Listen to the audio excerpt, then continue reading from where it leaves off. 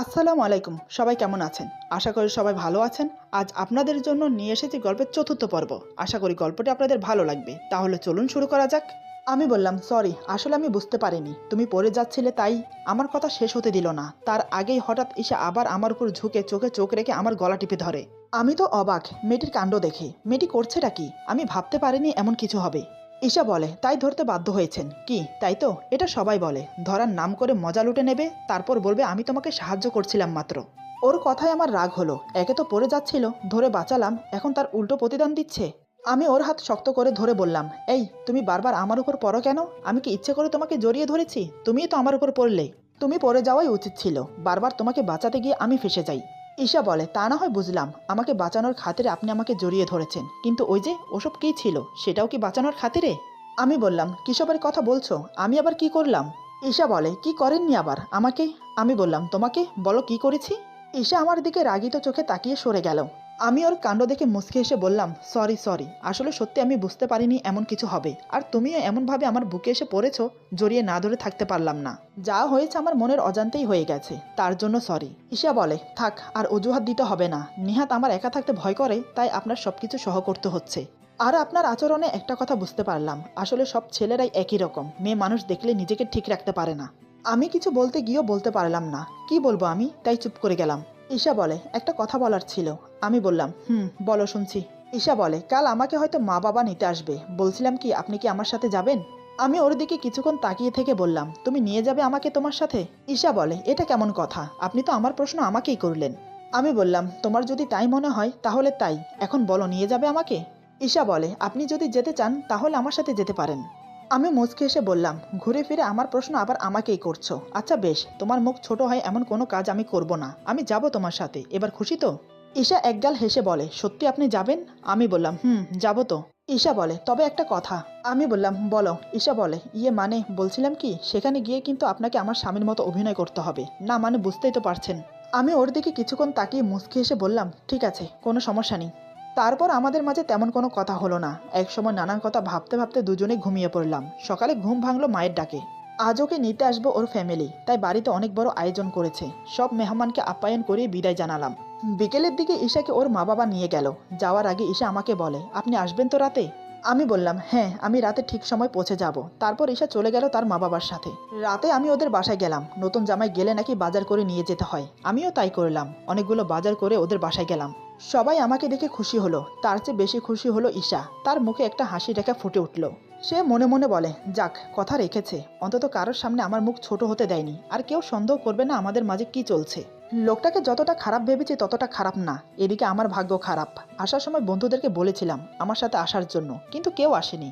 কারণ সবার নাকি কাজ আছে, তাই আমাকে একাই আসতে হলো। কিন্তু এখানে একা এসে দেখছি বিপদে পড়েছি। এমন কেউ নেই আমার সমবয়সী যে তার সাথে বসে গল্প করব। সে কখন থেকে একা রুমে বসে আছে, এদিকে ঈশারও কোনো খবর নেই। প্রায় ঘন্টা দুয়েক পর ঈশা এলো। শাড়ির আঁচলে হাত মুছতে মুছতে এসে আমাকে বলে, চলুন, রাত অনেক হয়েছে, খেয়ে নেবেন। ঈশাকে দেখে আমার চোখ আটকে গেল। ঘামার তো মুখ, মুখ থেকে ঘাম চুয়ে চুয়ে পড়ছে। তাতে আলাদা একটা সৌন্দর্য ফুটে উঠেছে ওর মুখে। কয়েক সেকেন্ড তাকিয়ে রইলাম অপলকভাবে। ওকে দেখে একদম গৃহিণী গৃহিণী মনে হচ্ছে। আমাকে অমন করে তাকিয়ে থাকতে দেখে ঈশা বলে, কি হলো, অমন করে কি দেখছেন? চলুন, সবাই বসে আছে। আমি উঠে দাঁড়াতে দাঁড়াতে বললাম, তোমাকে দেখছি, তোমাকে একদম গৃহিণী গৃহিণী মনে হচ্ছে। ঈশা বলে, গৃহিণী লাগাটাই স্বাভাবিক। বিয়ে হয়ে যাওয়ার পর মেয়েরা তো এমনি গৃহিণী হয়ে যায়। আমরা দুজন কথা বলতে বলতে নিচে চলে এলাম। নিচে এসে তো আমি আরো অবাক। বাড়িতে কোনো মেহমান নেই, শুধু আমরা চারজন মানুষ। আমি, ঈশা আর ঈশার মা বাবা। এই চারজন মানুষের জন্য এত খাবার, কি কি নেই টেবিলে? আমাকে অবাক হয়ে তাকিয়ে থাকতে দেখে ঈশার মা বলে, কি হলো বাবা, দাঁড়িয়ে আছো কেন, বসো। আমি বসতে বসতে বললাম, না মানে, বাড়িতে কি আরো মেহমান আছে? মা বলে, না, সবাই তো সেই সন্ধ্যাবেলায় চলে গেছে। আমি বললাম, তাহলে মা এত খাবার কেন? মা মুচকি হেসে বলে, সব তোমার জন্য বাবা। আমি বললাম, এত খাবার আমি খেতে পারবো না। ঈশা বলে, বেশি কথা না বলে খাওয়া শুরু করুন। আমি আর কোনো কথা বললাম না। ঈশা আমার পাশের চেয়ারে বসলো। সে আমাকে খাবার বেড়ে দিচ্ছে। মা বলে, জানো বাবা, এসব খাবার কে রান্না করেছে? আমি বললাম, নিশ্চয় আপনি রান্না করেছেন মা। মা বলেন, না, আজ নিজের হাতে সবকিছু ঈশা রান্না করেছে। এটা শুনে আমি আরো অবাক, এত কিছু কখন কিভাবে রান্না করলো, তাও আবার একা হাতে।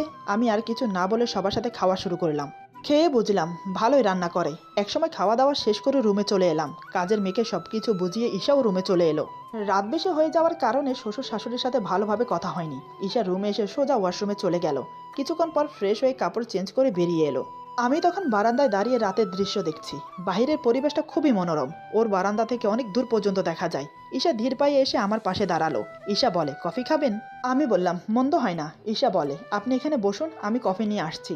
এই বলে সে আবার চলে গেল। কিছুক্ষণ পর কফি নিয়ে এলো। আমাকে এক কাপ এগিয়ে দিতেই আমি ধন্যবাদ বললাম। ঈশা বলে, আপনার কোনো সমস্যা হচ্ছে না তো এখানে? আমি বললাম, তা হচ্ছে একটু, তাতে কোনো সমস্যা নেই। তুমি কিন্তু খুব ভালো রান্না করতে পারো। আমার জন্য এত কিছু রান্না করার জন্য ধন্যবাদ। ঈশা বলে, এখানে ধন্যবাদের কি আছে? আপনাকে রান্না করে খাওয়াতে পেরে আমার ভালো লাগছে। সত্যি বলতে এই প্রথম আমি কারোর জন্য রান্না করেছি। এভাবে টুকিটাকি কথা বলে দুজন ঘুমোতে চলে এলাম। মাঝখানে বালিশ দিয়ে দুজন দুই পাশে শুয়ে পড়লাম। ঈশা বলে, আমার কথা রাখার জন্য ধন্যবাদ। আমি বললাম, এখানে ধন্যবাদ দেওয়ার কি আছে? তুমি না বললেও আমি আসতাম, কারণ এটা নিয়মে পড়ে। ঈশা বলে, তাই বুঝি? আপনি আবার নিয়ম কখন থেকে পালন করা শুরু করলেন? আমি বললাম, না করে উপায় আছে? মা বাবা টের পেয়ে যাবে না? হঠাৎ ঈশা বলে, সত্যি আপনি অনেক ভালো। এই 3 দিন আপনার সাথে থেকে এটা বুঝতে পারলাম, যতটা আপনাকে খারাপ ভেবেছি ততটা খারাপ না। আমি ভুরু কুঁচকে বললাম, হঠাৎ এই কথা? আমি কি এখনো পর্যন্ত খারাপ কিছু করেছি যার জন্য তোমার মনে হয়েছে আমি খারাপ? ঈশা বলে, না মানে ছেলেদেরকে আমি যতটা খারাপ মনে করতাম সেই ধারণা থেকে আপনাকে খারাপ মনে করতাম, কিন্তু আপনার সাথে থেকে বুঝতে পারলাম আসলে সব ছেলে খারাপ হয় না, ভালোও আছে। আমি বললাম, আচ্ছা ছেলেদের প্রতি তোমার এত ঘৃণা কেন, আমি কি জানতে পারি? ঈশা বলে, না আমি বলতে পারবো না। এই বলে কিছুক্ষণ নীরবতা কাটলো আমাদের মাঝে। নীরবতা ভেঙে ঈশা বলল, একটা কথা ছিল। এবার আমি ওর দিকে চোখ ছোট ছোট করে তাকিয়ে বললাম, আবার কি কথা? ঈশা বলে, না মানে বলছিলাম কি, আপনি যদি কিছু মনে না করেন মানে। এই বলে ঈশা চুপ হয়ে গেল। আমি বললাম, বলো কি বলতে চাও? ঈশা বলে, দেখুন অ্যাকচুয়ালি ডোন্ট মাইন্ড। আমাদের যখন একই ঘরে থাকতে হবে, একই ছাদের নিচে বসবাস করতে হবে, তাহলে কি আমাদের মধ্যে বন্ধুত্বটা জরুরি না? অন্তত আমরা বন্ধু হয়ে থাকতে পারি। আমি সেরকম কিছু মেন করে কথাটা বলিনি। জাস্ট একই ঘরে থাকা হয়, উঠতে বসতে এমনকি রাতে একই বিছানায় থাকা হয়। তাহলে কি আমাদের মাঝে বন্ধুত্ব হতে পারে না? আমি একটু রসিকতা করে বললাম, বন্ধুত্ব হওয়া যায়, কিন্তু যদি দেখো সেই বন্ধুত্ব গড়িয়ে ভালোবাসার দিকে চলে গেছে, তখন তখন কি করবে শুনি? তখন তো সব দোষ আমার উপর দিয়ে দেবে। যা হয়েছে আপনার জন্য হয়েছে, মানে তুমি কিছুই করনি, তখন তখন কি হবে শুনি? ঈশা বলে, তেমন কিছুই হবে না। আপনি আমার কাছে আসার চেষ্টা করলেও আমি আপনাকে আসতে দেব না। আমি বললাম, তাই বুঝি? তুমি ভাবলে কি করে যে আমি তোমার কাছে যাব? যদি কখনো এমন পরিস্থিতি হয় তখন তুমি নিজেই আমার কাছে আসবে, এটা আমি হলফ করে বলতে পারি। ঈশা বলে, কনফিডেন্স ভালো, তবে ওভার কনফিডেন্স ভালো না। আর আপনি ভাবলেন কি করে যে আমি আপনার কাছে আসব? আমি বললাম, এমনটা তো হতেই পারে। অ্যাক্সিডেন্টলি যেমন পরশু রাতে তুমি আমার বুকে এসে ঘুমিয়েছো, কাল রাতেও তো কথা বলতে বলতে আমার উপর এসে পড়েছো। বাধ্য হয়ে তোমাকে জড়িয়ে ধরতে হলো, তেমনি আবার অজান্তে আমার কাছে আসতে কতক্ষণ। ঈশা বলে, আপনি তো দেখছি মশা কথায় কথায় খোঁটা দেন। হয়তো বাই মিস্টেকলি হয়ে গেছে, সবসময় এমন হবে তার তো কোনো মানে হয় না। এমনও তো হতে পারে, দেখা যাবে আজ রাতে আপনি আমাকে নিজের বুকে টেনে নিয়েছেন। আমি বললাম, ওরে বাবা, আমার এত শখ নেই কারোর হাতে থাপ্পড় খাওয়া। এই কথা শুনে ঈশা জিভ কেটে কান ধরে বলে, সরি।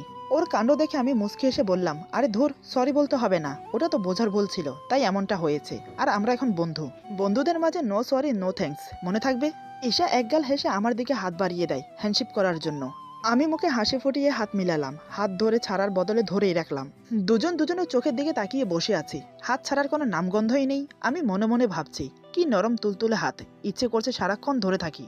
এদিকে এসে মনে মনে ভাবছে, লোকটাকে যত দেখছি ততই মুগ্ধ হচ্ছি। যতটা খারাপ ভেবেছি ততটা খারাপ না।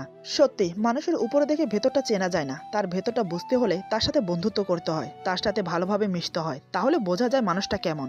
হঠাৎ কি মনে হতে ঈশা লজ্জা পেয়ে হাত ছাড়িয়ে নেয়। দুজন প্রাপ্তবয়সী ছেলে মেয়ে একসাথে থাকলে যা হয় আর কি। তার উপর আমরা হলাম স্বামী স্ত্রী। একসময় দুজন ঘুমিয়ে পড়লাম। সকালে ঘুম ভাঙলো ঈশার ডাকে। আমি ঘুম ঘুম চোখে উঠে দেখি ঈশা হালকা গোলাপি একটা শাড়ি পরে হাতে চা নিয়ে আমার সামনে দাঁড়িয়ে আছে। মাথার চুল পরিপাটি করে আঁচড়ানো, হাত ভর্তি গোলাপি কাচের চুড়ি, চোখে মোটা করে কাজল দেওয়া, সব মিলিয়ে ওকে গোলাপি পরীর মতো লাগছে। আমার চোখ দুটো ওর দিক থেকে সরতেই চাইছে না। ঈশা ব্যাপারটা বুঝতে পেরে বলে, কি মশাই, যেভাবে তাকিয়ে আছেন মনে হচ্ছে আমাকে এর আগে কখনো দেখেননি। আমি স্বাভাবিক হয়ে বসে বললাম, সকাল সকাল ঘুম থেকে উঠে গোলাপি পরী দেখব সেটা তো ভাবতে পারিনি, মনে হয় স্বপ্ন দেখছি। এই আমি কি স্বপ্ন দেখছি সত্যি সত্যি? ঈশা আমার কথা শুনে আমার হাতের আঙ্গুল চায়ের ভেতর ডুবিয়ে বলে, স্বপ্নে না, বাস্তবে আছেন। চায়ের ভেতরে আঙ্গুল ডুবাতেই জ্বলে উঠল। আমি তৎক্ষণাৎ আঙ্গুল সরিয়ে বললাম, উফ, এমন কেউ করে? তুমি তো দেখছি একদিন আমাকে জ্বালিয়ে দেবে। ঈশা বলে, তো কি করব? আপনি তো বসে বসে জেগে জেগে স্বপ্ন দেখছেন। আমি বললাম, তোমাকে কে বলেছে গোলাপি পরী সেজে আমার সামনে আসতে? ঈশা বলে, আমি কোনো পরী নই, জলজ্যান্ত একজন মানুষ। আমি কেন শুধু শুধু পরী হতে যাব? পরী হলে কি আর আপনাকে বিয়ে করতাম? আমি বললাম, তো কাকে বিয়ে করতে শুনি? নিশ্চয় কোনো রাজকুমারকে ফাঁসাতে। ঈশা বলে, ফাঁসাতে যাব কেন? আমি পরি হলে রাজকুমার এমনি আমার পিছু পিছু ঘুরতো। আমি বললাম, রাজকুমারের আর খেয়ে কাজ নেই, তোমার পিছু ঘুরবে। ঈশা বলে, আপনি না একটু বেশি কথা বলেন। আমি বললাম, যা বাবা, কথা না বললেও দোষ, কথা বললে বলে আমি নাকি বেশি কথা বলি, এজন্যই বলে মেয়েদের সাথে ঝগড়ায় পাল্লা দিয়ে পারা যায় না। ঈশা বলে, দেখুন এবার কিন্তু বেশি হয়ে যাচ্ছে, চাটা কিন্তু ঠান্ডা হয়ে যাচ্ছে। আমি বললাম, এখানে রাখো, আমি ফ্রেশ হয়ে আসছি। এই বলে আমি বিছানা থেকে নেমে ঈশার কানের কাছে ফিসফিস করে বললাম, সত্যি তোমাকে আজ অপূর্ব লাগছে, একদম একটা পেতনির মতো। এই বলে ওয়াশরুমে চলে গেলাম ফ্রেশ হতে। আমার কথা শুনে ঈশা রেগে মেগে আগুন। ঈশা মনে মনে বলে, ফাজিল লোক একটা। প্রথমে বলে আমাকে নাকি পরীর মতো লাগছে, এখন বলে আমি কিনা পেতনি, যত্ত সব। এই বলে চলে গেল। কিছুক্ষণ পর আমি ফ্রেশ হয়ে বেরিয়ে চাটা খেয়ে নিচে চলে গেলাম। গিয়ে দেখি সবাই বসে আছে। আমি বুঝলাম আমার জন্যই অপেক্ষা করছে। আমি যেতে সবাই মিলে একসাথে নাস্তা করতে বসে গেল। নাস্তা করে আমি আর এসে একটু ঘুরতে বের হলাম আশেপাশে। ওদের এলাকাটা ঘুরিয়ে ঘুরিয়ে আমাকে দেখালো। দুপুরের দিকে ফিরে এসে ফ্রেশ হয়ে সবাই খাওয়া দাওয়া করে যার যার রুমে চলে গেল। আমি আর ঈশা গল্প করে বিকেলটা কাটিয়ে দিলাম। রাতে খাওয়া দাওয়ার পর ঈশা বলে, ছাদে যাবেন? আমি বললাম, এত রাতে ছাদে? ঠিক আছে চলো। বুঝতে পারছি ওর যেতে ইচ্ছে করছে, তাই আর না করলাম না। দুজন ছাদে গিয়ে রেলিংয়ের পাশে দাঁড়ালাম। বেশ ঠান্ডা ঠান্ডা ভাব, আকাশে পূর্ণিমা চাঁদ, তারাগুলো মিটিমিটি করে জ্বলছে। দেখতে ভারী সুন্দর লাগছে। ঈশা বলে, পরিবেশটা খুব সুন্দর তাই না? আমি বললাম, যা বলেছ। ঈশা বলে, এমন সুন্দর চাঁদনি রাতে ছাদে আসতে আমার খুব ভালো লাগে, কিন্তু। আমি বললাম, কিন্তু কি, ভয় পাও? ঈশা বলে, আরে না, ভয় পেতে যাব কেন, আসলে তেলাপোকার জন্য। আমি অবাক হয়ে বললাম, তেলাপোকা? ঈশা বলে, হ্যাঁ, আমাদের ছাদে অবশ্য নেই, পাশের ছাদ থেকে উড়ে আসে। আমি বললাম, তেলাপোকা আসলে তাতে কি? ঈশা বলে, ওরে বাবা, আমি তেলাপোকাকে ভীষণ ভয় পাই।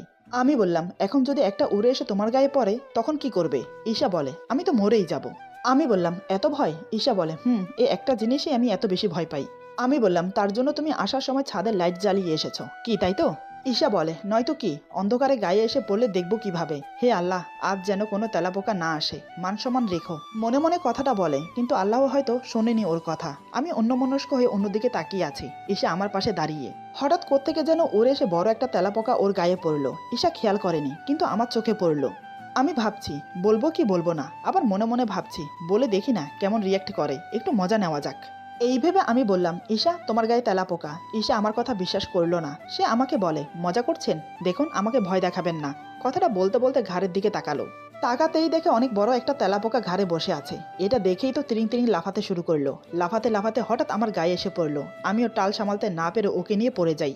আমি নিচেই, ঈশা আমার বুকের উপর শক্ত করে আমাকে জড়িয়ে ধরে আমার বুকে মুখ গুজে দিয়েছে।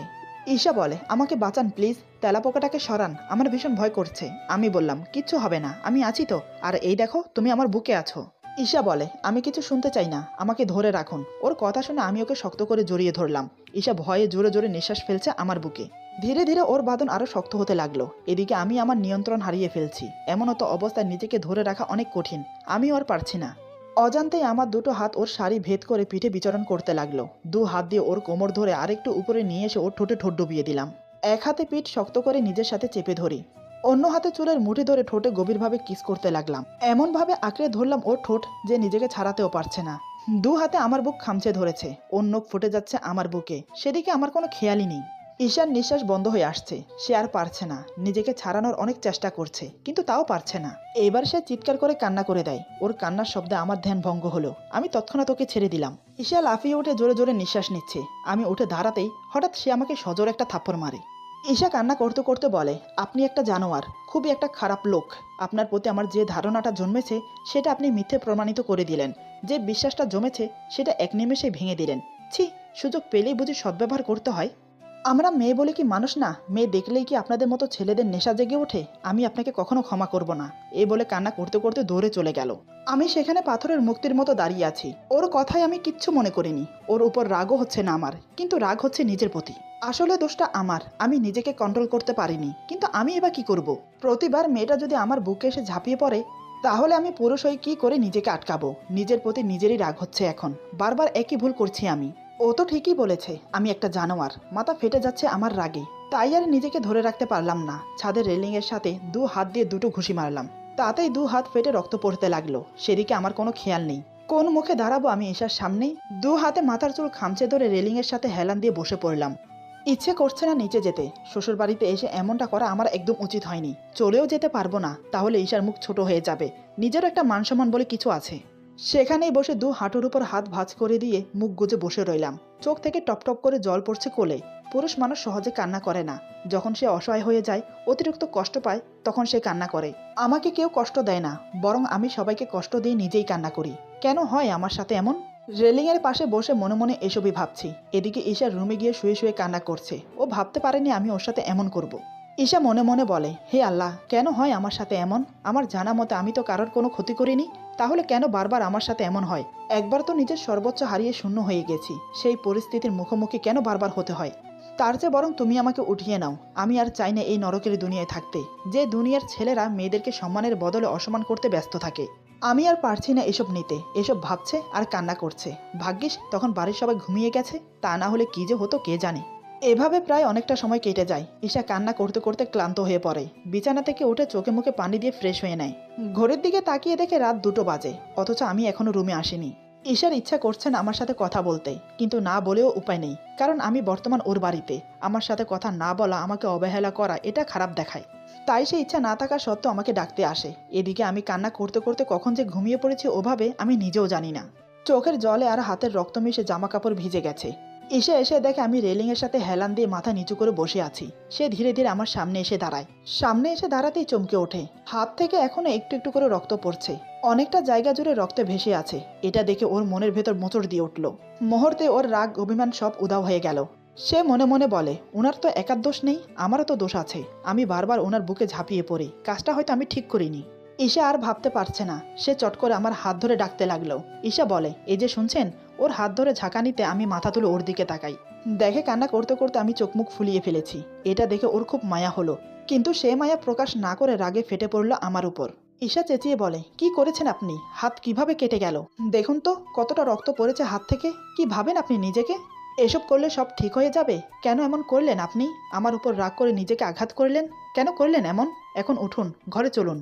আমি হাঁ করে ওর দিকে তাকিয়ে রইলাম, কোনো কথা বললাম না, কারণ ঈশা কান্না করছে। ওর চোখের পানি দেখে কিছু বলার সাহস পেলাম না। ঈশা আমাকে টেনে তুলে হাত ধরে রুমে নিয়ে গেল। তারপর ওয়াশরুমে নিয়ে গিয়ে আমার শরীর থেকে টি শার্ট খুলে ফেললো। টি শার্ট খুলতেই দেখে নখের আঁচড়ের দাগ রক্ত জমাট বেঁধে আছে। বুঝতে বাকি রইল না এই দাগ ওরই করা। ঈশা অশ্রু ভেজা নয়ন নিয়ে একবার আমার দিকে তাকালো, তারপর বুকের দিকে তাকিয়ে অজান্তে হাত বুলাতে লাগলো সেখানে। ঈশা বলে, খুব লেগেছে না? আমি কিচ্ছু বললাম না, ওর চোখের দিকে তাকিয়ে রইলাম। সত্যি মেয়েদেরকে বোঝা বড় দায়, কখন তারা কী রূপ ধারণ করে বলা যায় না। ঈশা ছোট্ট একটা টাওয়াল ভিজিয়ে আমার শরীর মুছে দিল, কাপড় এনে দিল চেঞ্জ করার জন্য। আমি কাপড় চেঞ্জ করে ওয়াশরুম থেকে বের হতে ঈশা আমার হাত ধরে খাটে বসিয়ে দিল। তারপর ফাস্টিং বক্স খুলে হাতে মেডিসিন লাগিয়ে ব্যান্ডেজ করে দিল। 2টো ব্যথার ওষুধ খুলে দিল খাওয়ার জন্য।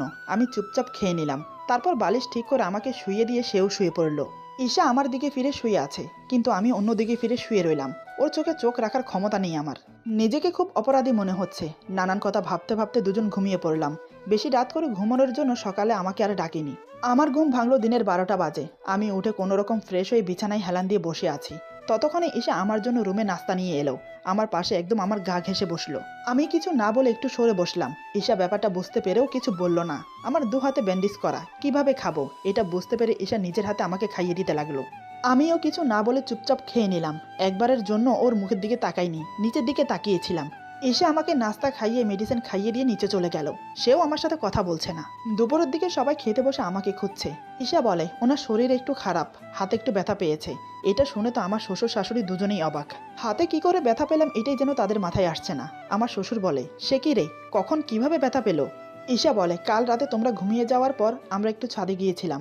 সেখানে দরজার চিপায় 2 হাত আটকে গিয়ে ব্যথা পেয়েছে। অনেকটা কেটে গেছে 2 হাতে। আমি মেডিসিন লাগিয়ে ব্যান্ডেজ করে দিয়েছি। বাবা, তুমি একজন ডাক্তার ডেকে নিয়ে আসো। মা বলে, তোর আকল জ্ঞান বলতে কিছু আছে? রাতে ছেলেটার হাত কেটেছে, আর তুই আমাদেরকে এখন বলছিস? ছেলেটা মনে মনে কি ভাবছে বলতো? বাবা বলে, আমি এখনই ডাক্তারকে ফোন করছি। এই বলে বাবা উঠে চলে গেল ডাক্তারকে ফোন করতে। এদিকে হাতের ব্যথায় আমার গায়ে জ্বর এসেছে, তাই আমি চাদর মুড়ি দিয়ে শুয়ে আছি। প্রায় আধা ঘন্টা পর ডাক্তার এলো। আমার হাতের ব্যান্ডেজ খুলে আবার নতুন করে মেডিসিন লাগিয়ে ব্যান্ডেজ করে দিল। কিছু ওষুধ লিখে দিয়ে চলে গেল। যাওয়ার সময় বলে গেল, ভয়ের কিছু নেই, হাতের ব্যথার কারণে জ্বর এসেছে, নিয়মিত ওষুধ খেলে ঠিক হয়ে যাবে। আর হ্যাঁ, কিছুক্ষণ পরপর মাথায় পানি পটি দেবেন, তাহলে জ্বর তাড়াতাড়ি কমে যাবে। এই বলে ডাক্তার চলে গেল।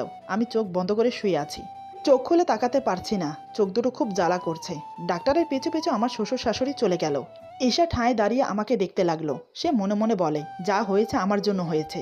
কেন যে আমি রাগের মাথায় থাপ্পড় মারতে গেলাম, কেন যে এতগুলো বাজে কথা শোনালাম, এইসব ভেবে পানি নিয়ে এসে আমার মাথায় পানি পট্টি দিতে লাগলো। প্রায় 2 দিনের সেবায় আমি সুস্থ হয়ে উঠলাম। এরই মধ্যে এসে আমার কাছে ক্ষমা চেয়ে নিয়েছে।